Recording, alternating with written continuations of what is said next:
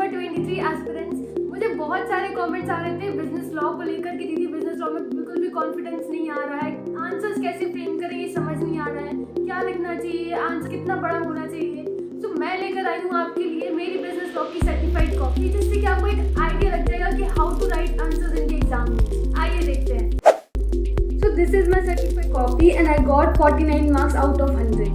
यहाँ पे एक इम्पॉर्टेंट चीज़ जो आपको याद रखनी है, दैट इज जैसे ही आपका एक क्वेश्चन कंप्लीट हो जाता है आपको तुरंत यहाँ पर आकर टिक करना है, उसको लास्ट के लिए नहीं छोड़ना है, अदरवाइज आप ये सेक्शन फिल करना भूल जाएंगे। आ जाते हैं राइटिंग पोर्शन पे। तो मैंने स्टार्ट किया था बिजनेस लॉ से। क्वेश्चन नंबर मैं एकदम सेंटर में मार्क कर देती थी अच्छे से, जिससे कि एग्जामिनर को क्लियरली दिख जाता था। इनफैक्ट क्वेश्चन नंबर 1 का पार्ट ए है, ये भी अच्छे से आपको लिख कर आना है। केस बेस्ड स्टडीज क्वेश्चन को आपको कैसे लिखना है, तो सपोज ये केस स्टडी क्वेश्चन है, आपको 3 पार्ट्स में लिखना है। पहला पार्ट होगा आपका प्रोविजन, दूसरा होगा आपका fact of the case and third part होगा आपका कंक्लूजन। ये तीनों पार्ट्स ही बहुत ही ज़्यादा इंपॉर्टेंट है। क्यों? क्योंकि स्टेप मार्किंग होती है ना, आपको हर पार्ट का अलग अलग मार्क मिलेगा। जैसे आप यहाँ देख सकते हैं कि इन दोनों प्रोविजन का और फैक्ट ऑफ द केस का मुझे कोई भी मार्क नहीं मिला है, क्योंकि ये दोनों ही रॉन्ग है। बट कंक्लूजन मैंने सही लिखा था, तो मुझे इसका 1 मार्क मिला है अलग से।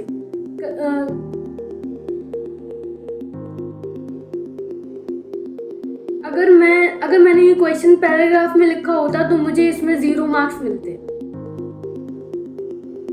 तो ऐसे ही आपको अच्छे से लिखना है। जहाँ पर भी पॉसिबल हो, कुछ भी थोड़ा सा तो आप वहाँ पर अंडरलाइन कर दे जल्दी से। इससे एग्जामिनर का ध्यान सिर्फ हमारे उन अंडरलाइन वर्ड्स पे जाता है और हमें ज़्यादा मार्क्स मिलने की पॉसिबिलिटीज़ होती है। क्वेश्चन नंबर 3, ज़रूरी नहीं है कि आप लाइन बाय लाइन क्वेश्चन करें, अगर पॉसिबल हो तो अच्छी बात है, बट वो क्वेश्चन पहले लिखें जो आपको बहुत अच्छे से आते हैं। लाइक मैंने क्वेश्चन नंबर 2 को यहाँ पे स्किप किया है और डायरेक्ट क्वेश्चन नंबर 3 किया, क्योंकि वो मुझे अच्छे से आता है। बट एक चीज़ का ध्यान जो आपको रखना चाहिए वो ये कि हर क्वेश्चन के सारे पार्ट्स आपको एक साथ करना है। ऐसा नहीं करना है कि क्वेश्चन नंबर 3 चल रहा है, फिर एकदम से क्वेश्चन 4 आ गया, देन क्वेश्चन 3 का बी पार्ट अगेन आ गया। आपको सारे पार्ट्स एक साथ करने हैं।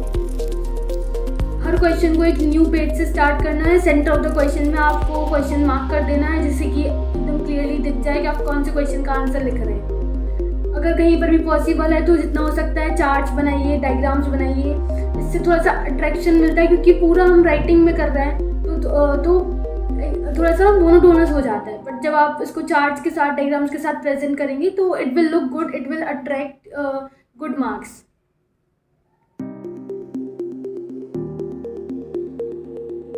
जितना हो सके अंडरलाइन कीजिए। कोशिश कीजिए हर केस बेस्ड स्टडी क्वेश्चन को इसी तरीके से लिखना है। पहले हमें प्रोविजन लिखना है, जिस भी बारे में वो प्रोविजन हो, जैसे कि एडमिशन ऑफ अ पार्टनर। फिर आपको फैक्ट ऑफ द केस लिखना है, फिर आपको उसका कंक्लूजन देना है। स्टेप मार्किंग है तो आपको इसका बेनिफिट लेना चाहिए।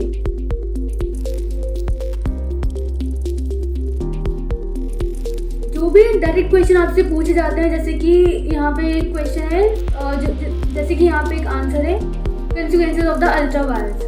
तो जो भी आपसे डायरेक्ट क्वेश्चन पूछे जाते हैं ना, लॉ के ऊपर जो बेस्ड होते हैं, कोशिश कीजिए कि आप वो सारे क्वेश्चंस पॉइंटर्स में लिखें, जिससे कि आपका आंसर बहुत ही अच्छा लगे। लाइन बाय लाइन एक एक पॉइंट क्लियर हो और आपको उन पॉइंटर्स का अलग अलग तरीके से मार्क्स मिले, ना कि पूरे पैराग्राफ का as a whole. Again, I got 1 mark for the conclusion.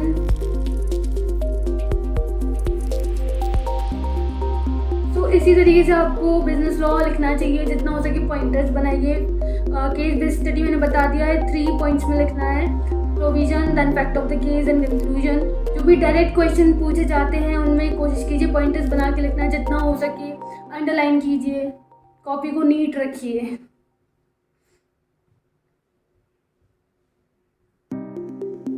Now come section B, that is BRS। इसमें सबसे ज़्यादा सही रहेगा कि जो क्वेश्चन नंबर 1 होता है, that is the unseen passage, वो आप सबसे पहले कर लें, क्योंकि CA लेवल पे अनसीन पैसेज यूजुअली इजी आता है।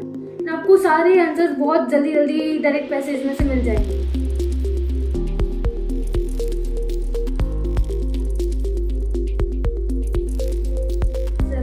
Question number 7। Now comes the question number 8। One more thing जो मैं आपको यहाँ बताना चाहूँगी, दैट इज़ कोई कोई भी ऐसा क्वेश्चन जो आपको नहीं आता है BRS में भी, वो क्वेश्चन छोड़ के नहीं आना है। आपको जितना भी समझ आ रहा है अपने कॉमन सेंस के अकॉर्डिंग वो क्वेश्चन लिख कर आना है। लाइक यहाँ पे मेरे को इन तीनों ही पार्ट्स के आंसर नहीं पता था, बट मैंने अपनी अकॉर्डिंग मैं इसका आंसर लिख कर आई and I got 1 mark for this question. So आपको कुछ भी छोड़ के नहीं आना, लिख कर आना। यू डोंट नो कि कौन सी चीज़ आपकी सही हो जाएगी and you will get mark for that, and वो आपकी 39 का 40 मार्क्स हो जाएगा।